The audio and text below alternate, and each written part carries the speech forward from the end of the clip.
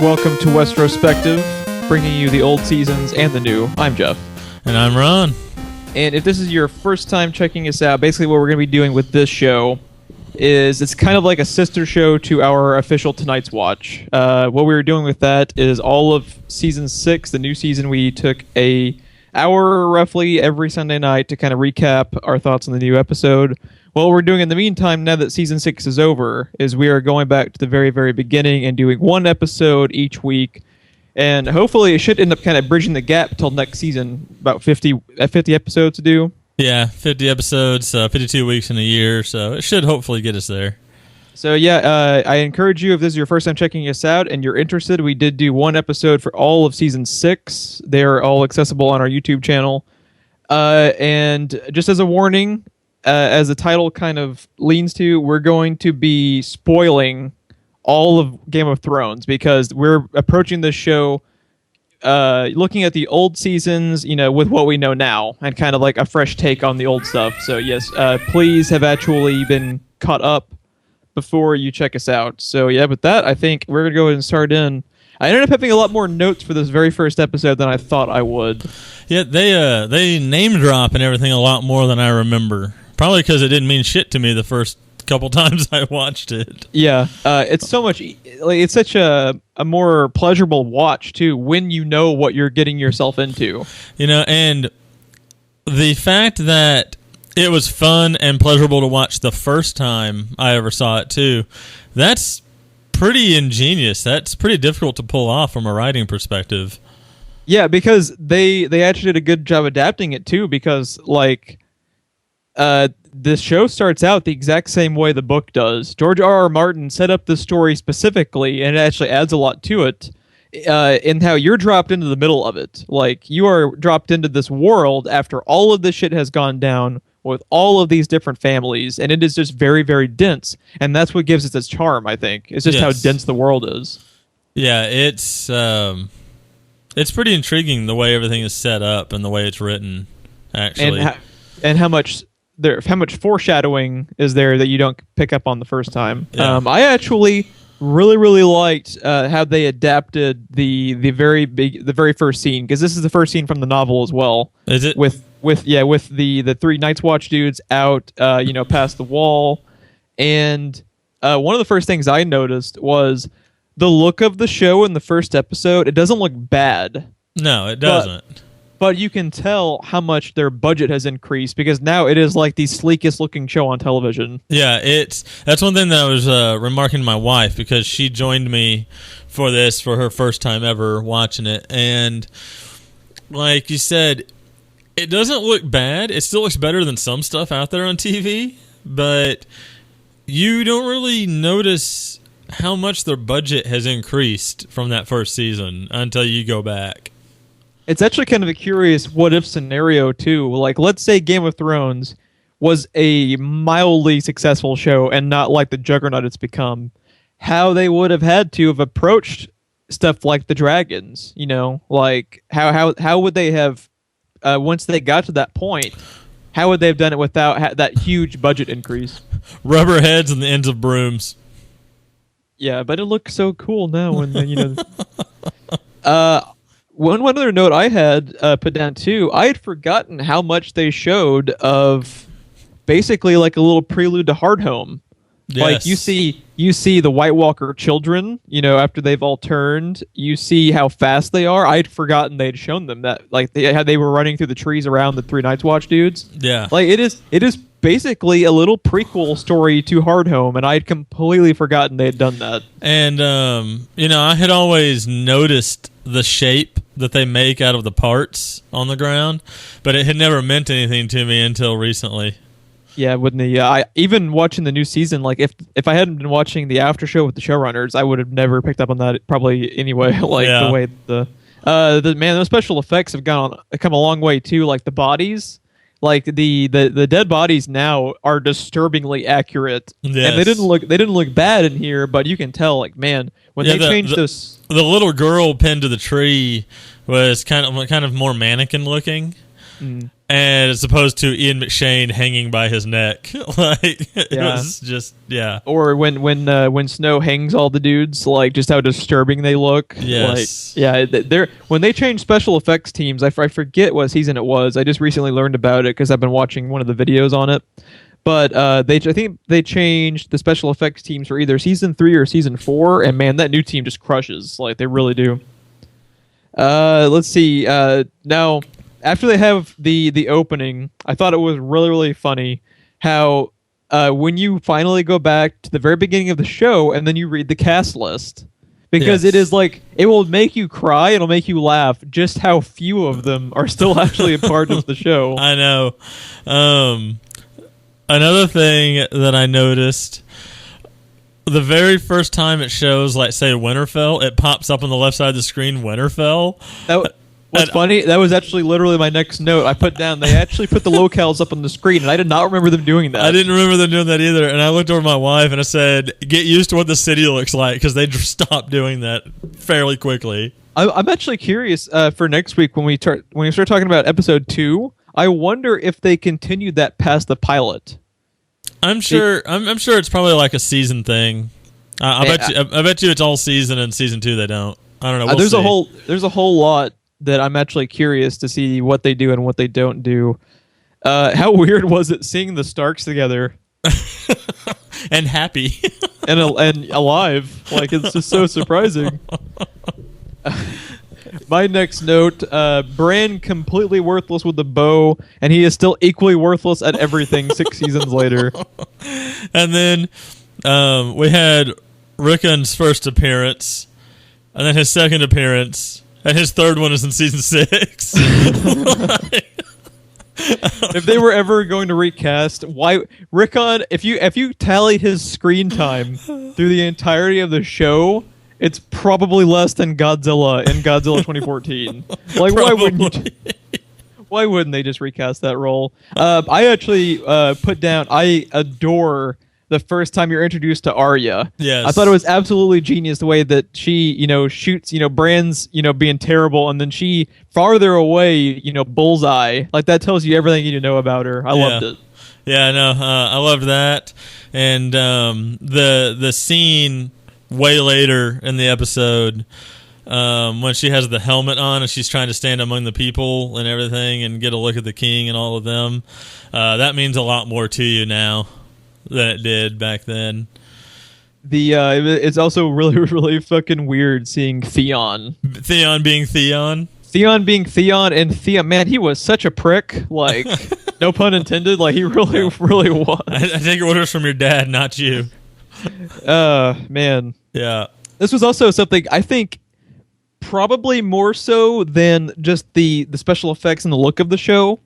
I noticed the sound mixing has gotten tremendously better because there are parts of this first episode, and it might change from episode 1 to episode 2, because with these pilots, HBO might be a little bit different, but typically the pilots, they don't have as much production value because they don't know if they're even going to be a thing yet. They have to make the pilot before they get greenlit. So there were actually times I had to rewind HBO Now and put on subtitles because I couldn't make out what people said because the sound mixing just wasn't up to par like what they are now. See, that's interesting because I didn't really have any issues with that on the Blu-ray. Oh, yeah. That's probably a good point, too. You're watching on the Blu-ray. I'm watching HBO Now. But that being said, I always watch it the same way for the new seasons in the same format setup. So it has at least changed. When you're streaming it, it's noticeable.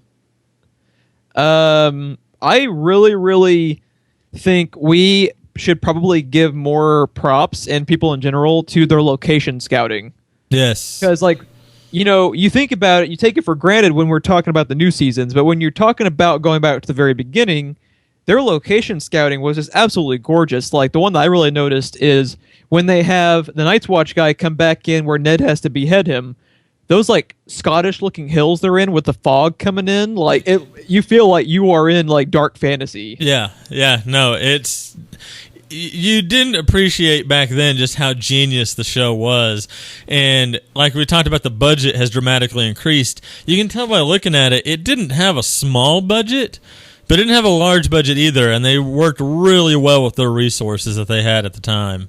It might have even better suited them. Yeah, because like even Winterfell, almost looks kind of like it's built on a stage to some extent, but at the same time, it's believable. Like their costumes Absolutely. is believable. What people are doing in the background is believable. Like everything that they did is still actually pretty impressive. And this early on, they're still trying to figure out what the fuck they're doing.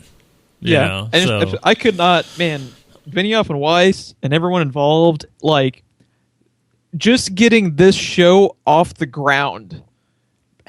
Just thinking about it must have been such an undertaking where when you see them now and they just look exhausted, like, it's for a good reason. Like, this show, all television writing is just, it's an enduring process you have to, sit through, but setting up this mythology they had given to them, it's like they had, it's such great material given to them, but then you have an avid fan base that you really, really have to sell it to and make it look and feel like the product they're used to. So it was just incredible job setting it up.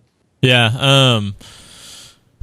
You and I have said this before, I think off mic, but what is really impressive about the show overall, stuff happens, but most of the time it's politics and allegiances the show.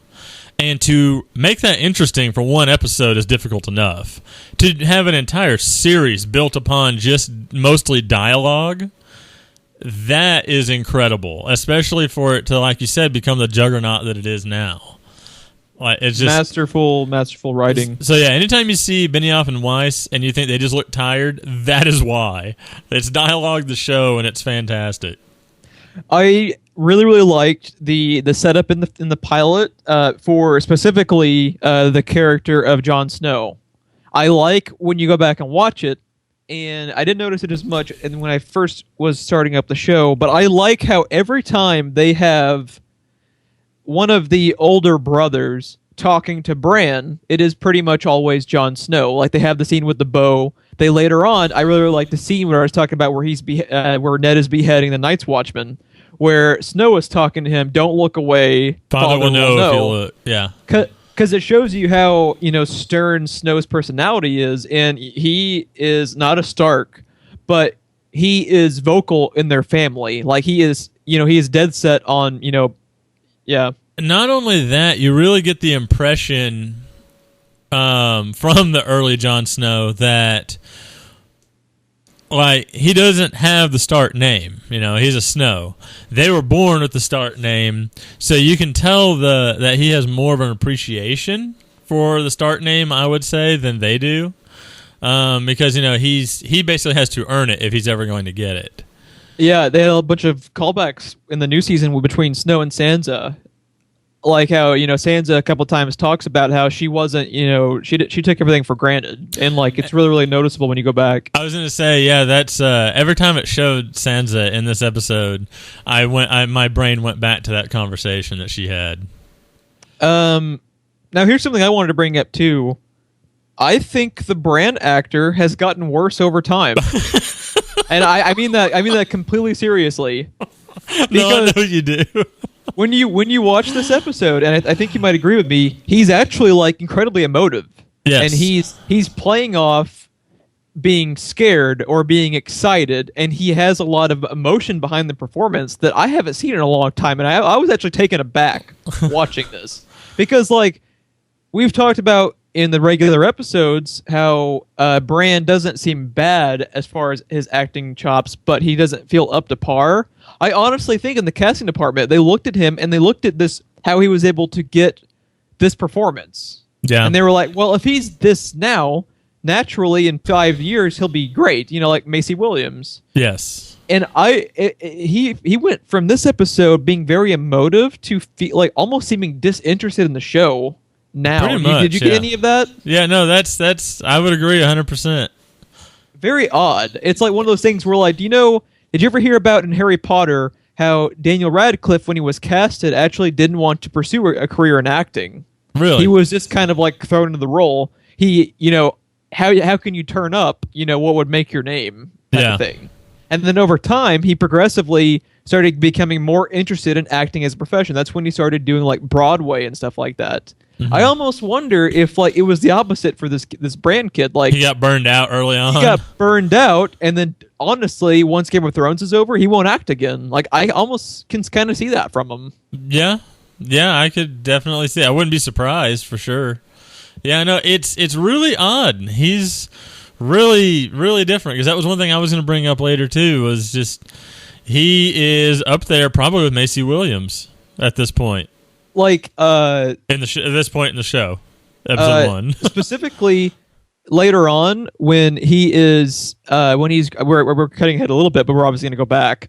When he gets grabbed by Jaime later on. Oh, I know. He is legitimately fearing for his life. Frightened. And then now he just looks like, oh man, all these people are dying around me. I couldn't care less. Like that is like the performance now, and it's so odd. Yeah. And he's just dead inside. Actually, that's going to be a thing I think we're going to have to keep an eye on as we progress through these seasons. See if he gets progressively worse.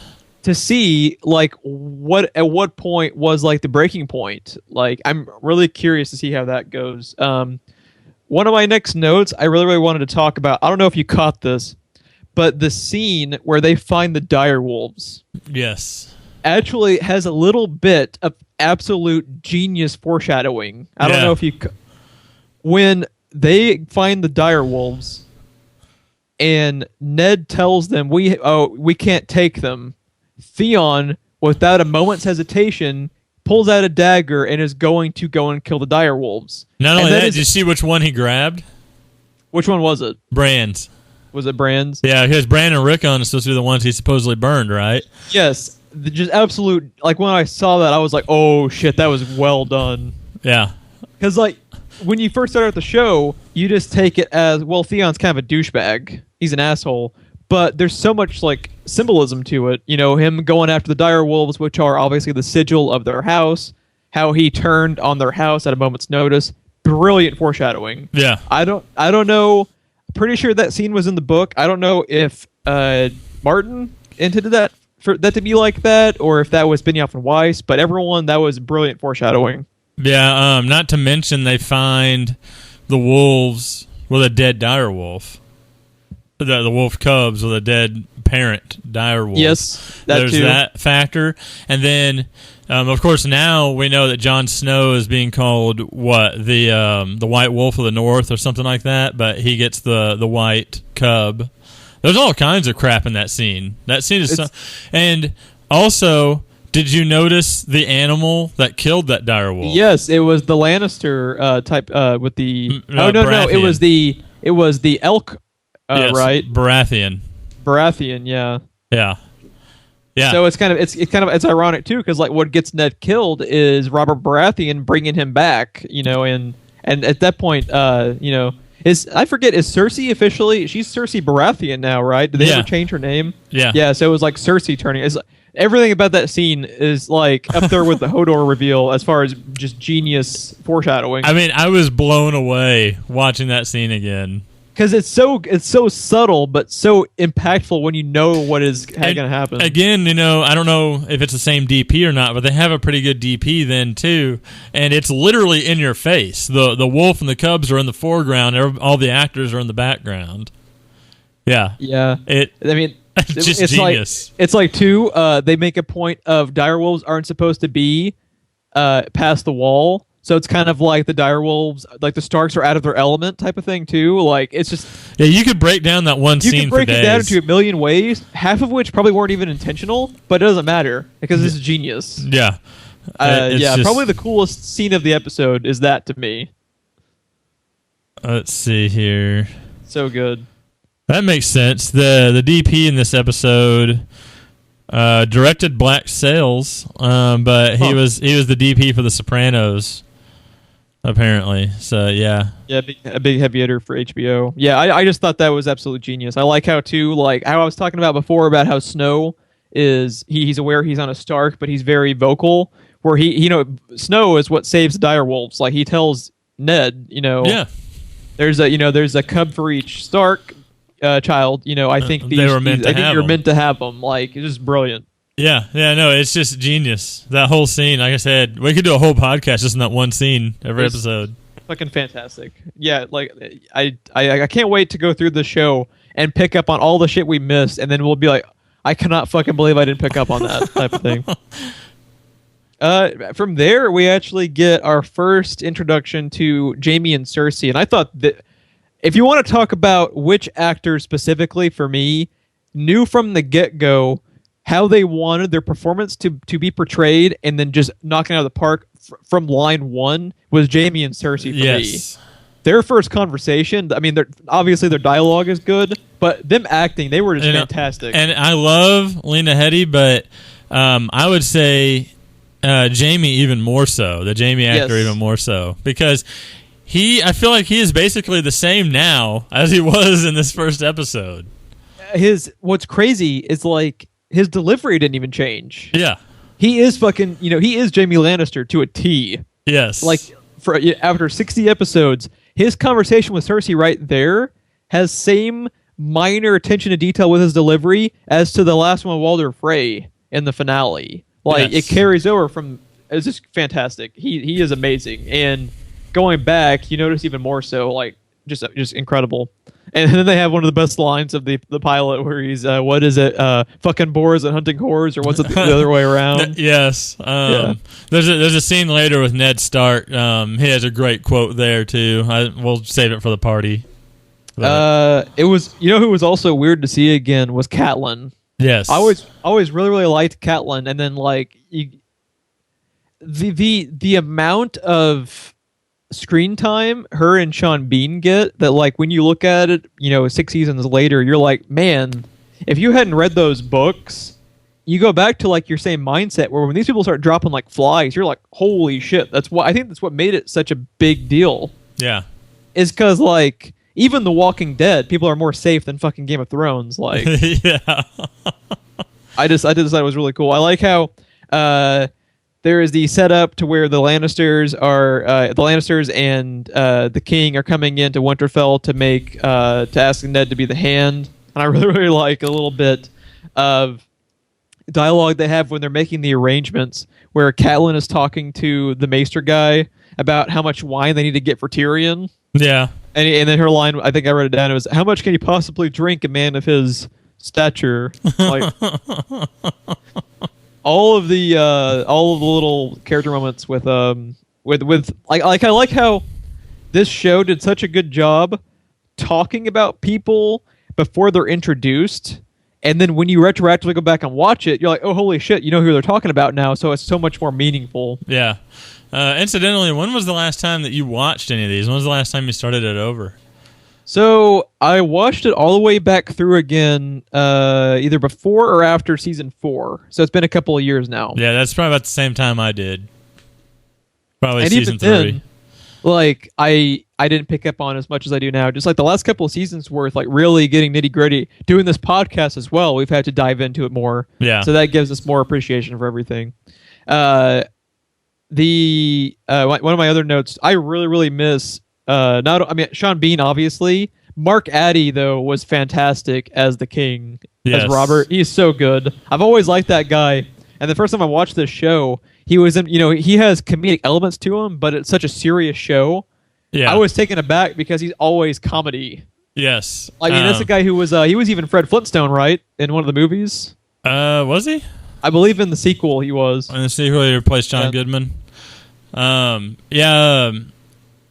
He really acts like he's really the fucking king, Like, you get that vibe from him immediately the first time you see him.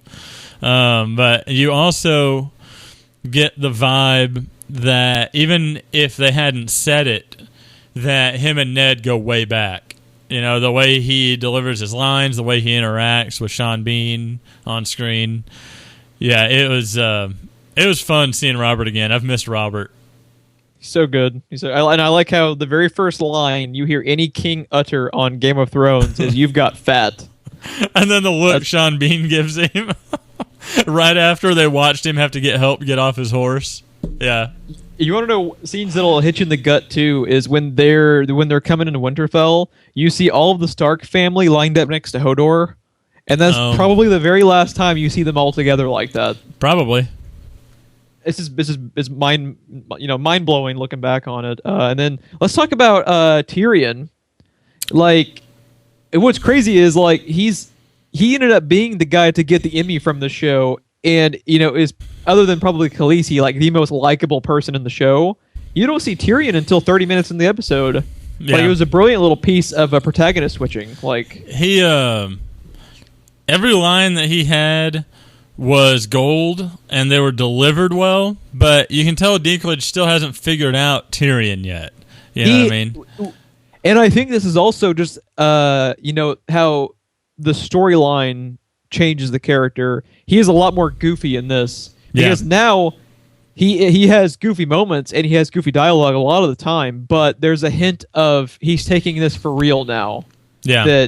That like he's like, it's not only Dinklage coming into the role later on, but also like at this point in the story, Tyrion doesn't give a shit. He doesn't have a reason to give a shit. Yeah, he's got nothing to do, basically. Yeah, he's not running a kingdom for a lady with dragons or anything like that. He's just being Tyrion.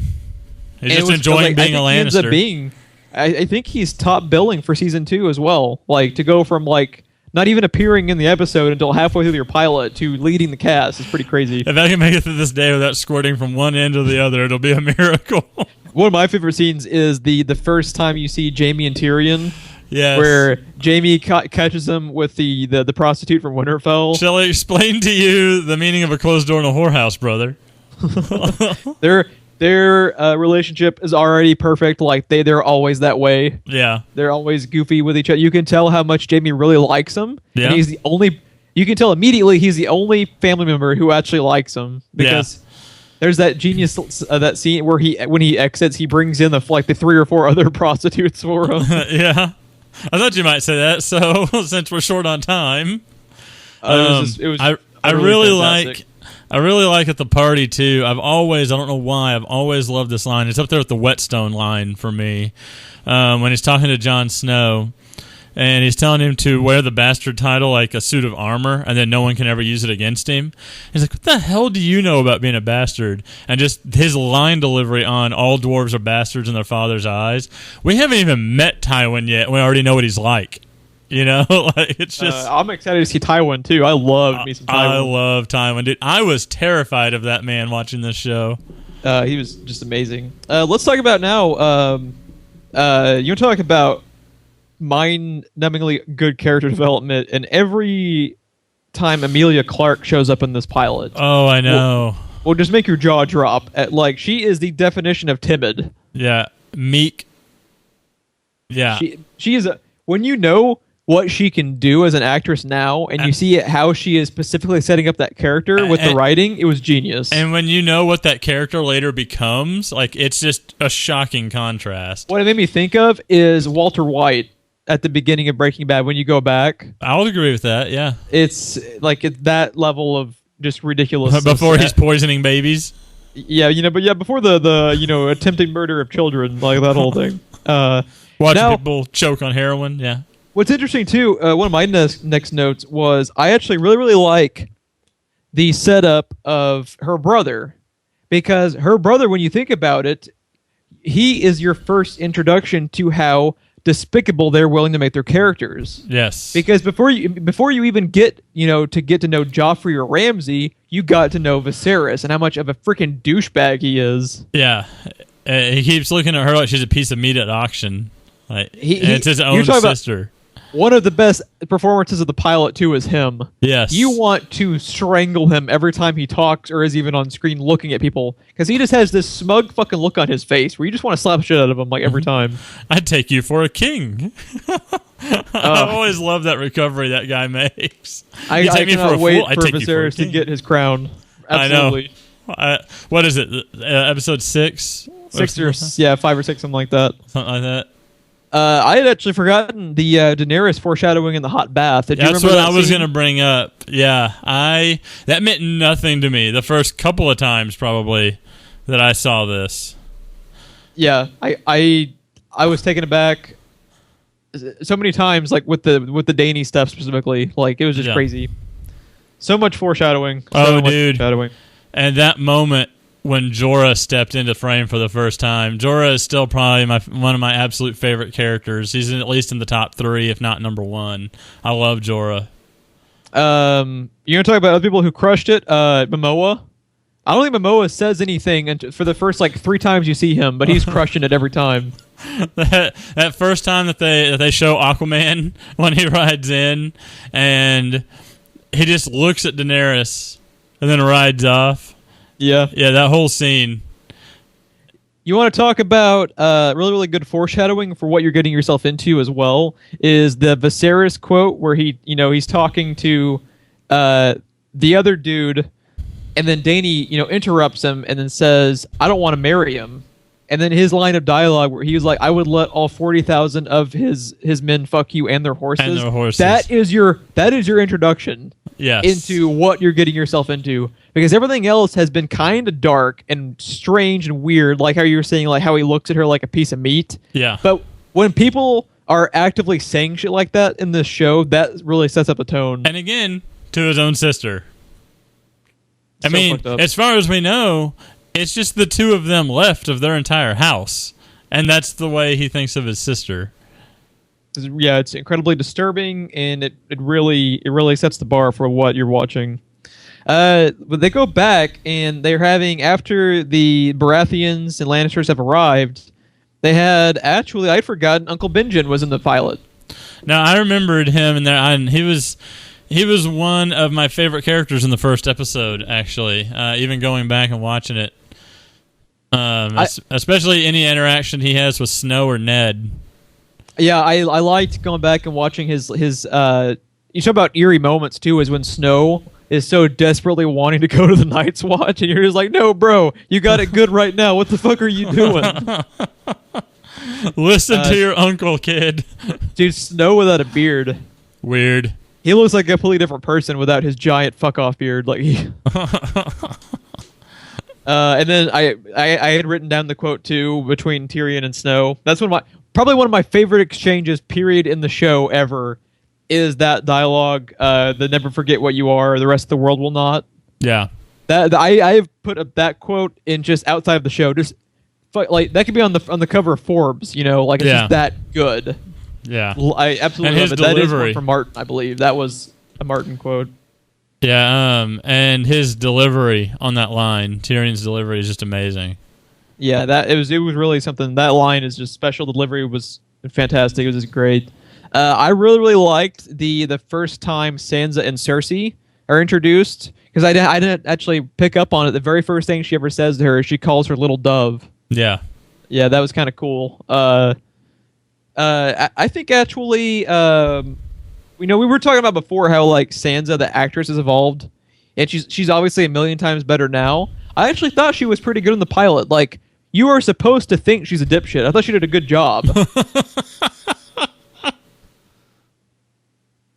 I agree. Yeah, I don't know that I would have worded it 100% that way. Well, I mean, it's just like she is so ditzy, and I think she actually did a good job portraying what they wanted from the character. Like she was annoying because she was supposed to be. It wasn't like she was like now we're irritated by the Bran guy sometimes. Like, she was just playing her character. I thought she did a good job. Yeah, I thought she did too.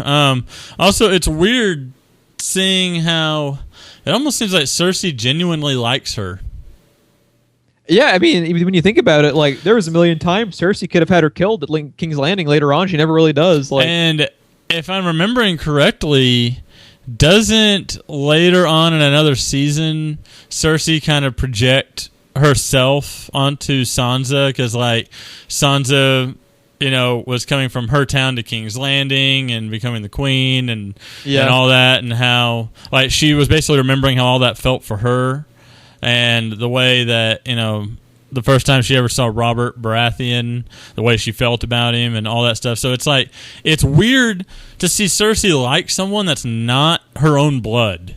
What I also think is, like, what comes across in Sansa's performance is how starstruck she is at the Lannisters and the Baratheons. And I think that also kind of makes Cersei like her, because she likes feeling important, Yeah. And then Sansa is acting like the rock stars almost. Like she's geeking out talking to them, and I think that's probably part of it too. Yeah. There's a lot of nuance to the performances going already. You know what's funny too? A lot of foreshadowing there is Arya is kind of doing the same thing. Because there's that scene when they first ride up at the beginning, or kind of towards the beginning, when she's like, "Oh my God, that's Jaime Lannister," and Sansa's like, "Shut up," and like she just like keeps going on and on and on like that. You know, one of my favorite Arya moments too in the pilot is where she's walking up to get in line, and then she just tells Bran, "Move," Yeah, and pushes him aside. That was really cool. I liked how Arya was throwing food at Sansa at the party. Like that was really, really. You know, one thing I loved about that was. So that happens, right? And then it shows like Robb and Theon and all them, and they're laughing their ass off. And Robb, laughing his ass off, looks over at Catelyn, and then his like smile and everything just fades because she's looking at him like, "Get her out of here." They had a really, really good line too about Cat earlier on in the marksman scene where they had the line. I think it was Robb who was like, "Father's watching, and so is Mother." Yeah. Like that was really good, showing like just how well respected Cat is amongst everyone, including the family. That was really cool. Very, very cool little character moments like just throughout that I really, really enjoyed. The scene of Ned and Cat when they get the news that Jon Arryn was murdered is all really, really strong. Because like when they're when they're laying in the bed next to each other, it is kind of devastating knowing what happens to them and their family. Yes. The thing though about the scene that I'm talking about Jon Arryn, one thing I love that I pointed out to Chris, I never noticed it the first time that I watched it, like the dipshit that I was, I guess back then. Just doing all these podcasts and that stuff we do, you start thinking about things differently. But Sean Bean being in the middle of the shot. And then he literally has someone standing on each shoulder because they're on the background over each shoulder in the shot. One saying, "Become Hand of the King." One saying, "Jon Arryn died as Hand of the King. He was murdered." And like he's got to make this decision. And they're literally over each shoulder. Sean Bean does inner turmoil maybe better than anyone. Yeah. Like, you talk about like this, like Lord of the Rings, like a lot of his performances, he's almost always picked for that type of character. Like, yeah, because he comes across on his face like that decision weighing on him. I was gonna say he's very good at, as we say all the time, he's the type of actor that can say everything without saying anything. Yes, he's very good at that. That's why he's one of my favorites. So good. From there, they transitioned back to the Dothraki wedding. I had one of my favorite quotes too was, "A Dothraki wedding without at least 3 deaths is considered a dull affair." From the Speed Racer villain, right? Yes. Yeah, I forgot. I knew I'd seen him in something. I couldn't place him though. Yeah. And then I had notes for Jorah. I thought this was really cool. The first person to say the word Khaleesi in Game of Thrones is Jorah. That was awesome. I also loved his line delivery on. She's like, "I don't know how to say thank you in Dothraki," and he's like, "There is no thank you in Dothraki." That was absolute genius. How matter of fact he said it. It was weird too. Like, you were talking about how like their special effects really shine. I thought in the pilot episode is the dragon eggs never really changed because they had a really, really good design. Like they looked already really cool. Yeah. They did really good with actual props, and model work. From there, did you have anything else to add about your boy Jorah? They didn't really have much else. No, there'll be plenty to add later in the season. All the Jorah love. Fucking love while Jorah. we're talking about the special effects, they go from there to a scene with Tyrion and the Hound. The Hound special effect. Now that was one. I was gonna say I forgot all about his fucking helmet. When I was watching one of the videos on Nerdist a couple of weeks ago about the new special effects team, they said one of the very first things they did when they were brought on was a change to the Hound special effect. And not only does it look better now, but there's less time involved in the makeup room. Yeah. So the Hound special effect has really, really gotten better. I thought it looked bad, but you can tell now, like, it looks great. Yeah, it looks a lot more natural now. Yes, it does. But dude, that was the scene with Tyrion doing the squirting quote. That was great. Yeah. Just how impractical was the Hound's helmet? I think that's why they did away with it. Because could you imagine fighting that? I don't even know how you would see. Does he ever wear it in combat in season 1? I don't think so. I think the first time we ever actually see him do anything is with the Butcher's Boy, right? Where he kills the Butcher's Boy. Yeah. And even that kind of happens off screen. Yeah, that happens off screen. I think his only line with that later is should have ran faster or something. Oh, and then they do have, he might wear it for, because don't they have the Hound and the Mountain Joust? He might wear it there, yeah. And that might be the only time we actually see that in action. We'll have to keep an eye out for that, too. And I think that's pretty much getting us to the very end of the episode. Before we talk about the last thing with Bran and Jaime and Cersei, do you have anything else you wanted to touch upon? I just loved the foreshadowing between Ned Stark and Jaime Lannister at the party. Yes, that was awesome.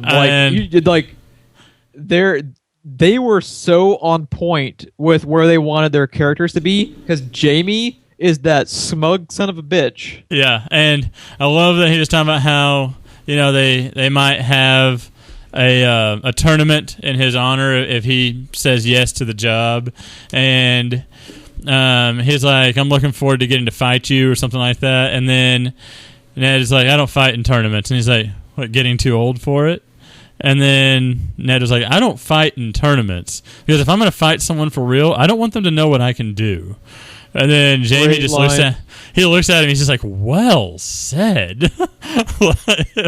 Oh man, I'm gonna say like the star of the first episode is Jaime to me. Yes, like his delivery is so pinpoint right there. What had that actor done before Game of Thrones? Before this, I think I probably looked it up in the past, but I want to say it was mostly foreign stuff that we wouldn't have been exposed to. Because he is in a scene more or less by himself. They're standing in the middle of a party, but the only two people really in the foreground of the shot is Sean Bean and him, and he commands that scene as much as Sean Bean does. And Sean Bean's one of the most well-respected guys in Hollywood. Everyone loves Sean Bean. Period. Everyone adores Sean Bean. Yeah. That's why they're so upset when he dies and everything. Because everyone loves Sean Bean so much. Let's talk about... was that your only other note you wanted to add? That was the only other thing I wanted to add. I meant to write that one down and forgot, because... I probably forgot to write it because it was so captivating watching it. I forgot to do it. It was so good. But yeah, I always loved that scene the first time just because of how well it's acted. And I had actually honestly forgotten about it. I had too. And then knowing what happens between them later, that makes that scene, seeing that again, so much, just so great. Yeah, we're gonna come back on that in a few episodes for sure. Yeah.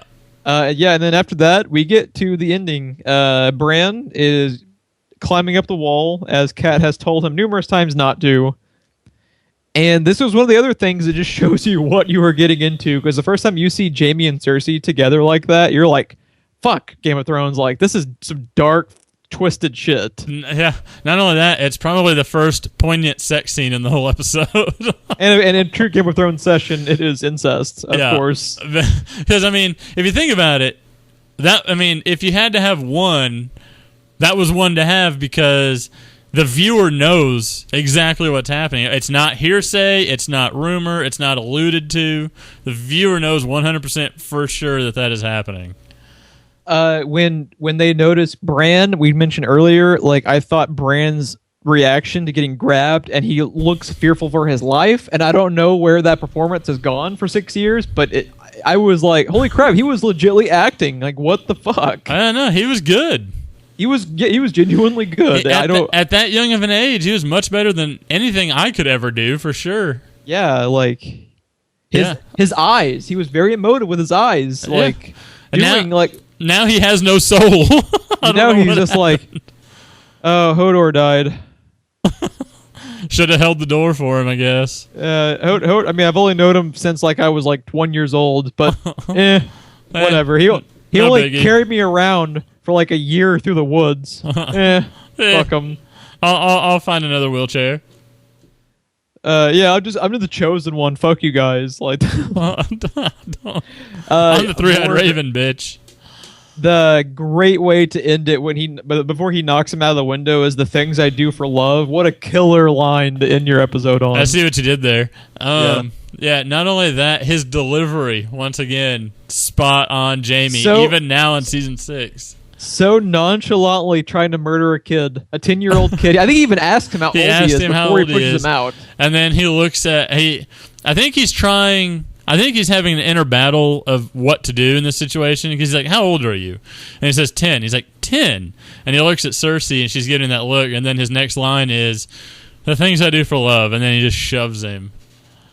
More good director of photography work, too, is the shot of Bran actually getting pushed out and going towards the camera was really cool. Yes. Yeah, it was just great. Great way to, like, that is like if you're not hooked up until that point, you're damn sure turning back in for episode 2 when you just saw a 10-year-old kid probably get killed. I'm pretty sure the first time I ever saw this, that's when my jaw really hit the floor. Right there. Yeah, because if you don't have like the know-how of the later seasons to work with, like, it really grabs your attention. Yeah. And that's pretty much a wrap to all the specific plot elements of the first episode. Where would this rank in the kind of grand scheme of pilots you've seen? I look at it still a little bit different than most pilots, just because it kind of has the Netflix thing going on, where the first episode is a pilot, but not your typical pilot. It kind of assumes that you're going to be watching every episode, you know? It's not like they have to hook the network, because HBO wouldn't have greenlit it if they weren't going to do it for a while anyway. Yeah. But it's probably one of the stronger ones, especially looking back now at all the foreshadowing and how ingeniously it was set up. It's solid. I imagine if you were an avid book reader, like, it was blowing your mind then the way it is us now. Just seeing the characters brought to life would have been really mind-blowing, even not even taking into account the foreshadowing and everything. But I thought it was very, very solid. If you are not invested in either the books or are going back to the very beginning after you've seen the later seasons, and I thought, knowing what we do now, I thought it was a great pilot. Yeah, it was pretty awesome, because like I said, this show, I know the description doesn't give it enough credit, but it is more or less dialogue the show, and it still hooked me when I knew nothing about this franchise. I knew nothing about the books, nothing like that. And I'd never even heard of it. I'd never even heard of it either. And it hooked me and carried me all the way through the first several seasons up till now, and I had an appreciation for it then. I look back at it now, and that appreciation only grows. Whereas most of the time, when you go back, you're like, oh, I have fond memories of this, but it isn't the show that it is now. I don't think that's the case with this one, do you? Because you can see how smart they were at writing it then as they are now. Yeah, like the way I kind of look at it is, it's not looking back at the way a lot, like with Agents of S.H.I.E.L.D. is a good example. God.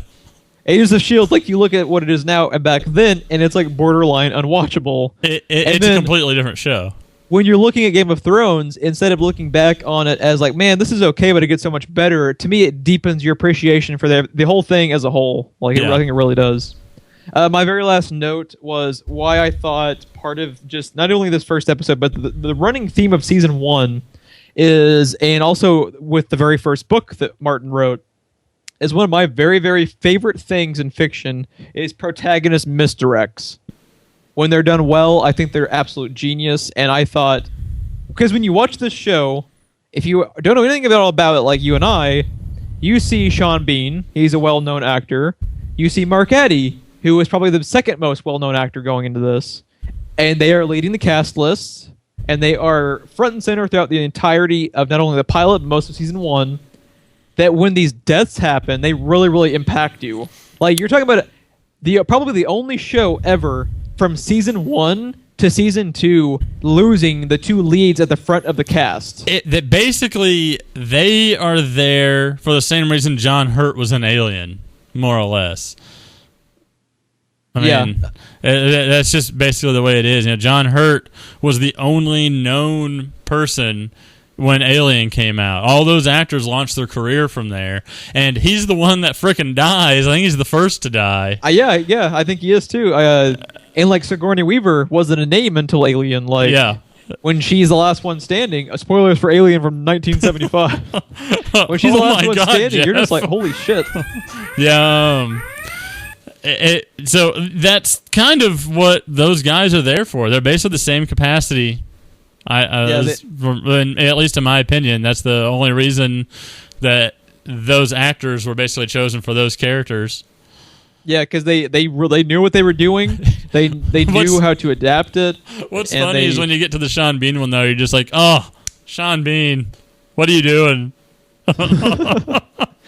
Yeah, I think Sean Bean probably just has like a really bad attention span. So he's just like, I don't know, does he die in season 1 or season 2 or like midway through the second act? Because after that, I kind of get bored. I want to do something else. Like there was an interview. That or he has the worst agent of all time. There was an interview that he had, and I'd have to look up the source, but for Legends on TNT.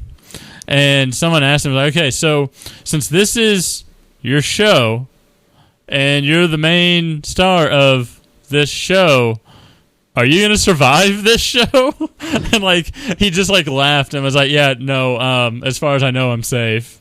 Well, until the network killed them by canceling the show. Right. But, yeah. I just thought it was a really good pilot. So much more fun now to go back and revisit it, knowing all the crap we know now. And you and I are decently well informed. We're not like some of the hardcores, like, you know, that really know their stuff. Yeah. So even for them, like, you and I are noticing stuff, and we're probably still missing other things. Oh, I guarantee you we are. Yeah. I guarantee you that we're going to think about things as we move forward that just hit us later. That we saw tonight. And then we'll have to do Westerospective 2.0 and then go back to the beginning again because we just like to have an excuse to watch Game of Thrones. Pretty much. So, yeah, was there anything else you wanted to add? No, that's all I got. Yeah, I thought we pretty much touched on everything. Yeah, as I mentioned at the beginning of the episode, if you are curious at checking us out, we have all of Season 6 at your disposal on the YouTube channel. And we are going one episode at a time every Sunday night. We're going to have next week going next to episode 2. So be sure to check in if you're interested and want to continue listening to our growing thoughts. Pretty much, I think what the show's going to be is just every week like, man, we are so fucking dumb to miss all of this shit that is so in your face, like the direwolf thing. Yeah. That's probably going to be the running theme. But yeah, please like and subscribe if you are interested in our content that gets you all of our Let's Plays, reaction shows, podcasts galore. We have Facebook and Twitter links in the description. And most importantly, if you know anyone else that might also enjoy our content, we would really appreciate the share. And for this night, all the nights to come, I'm Geoff. And I'm Ron, and this watch is ended.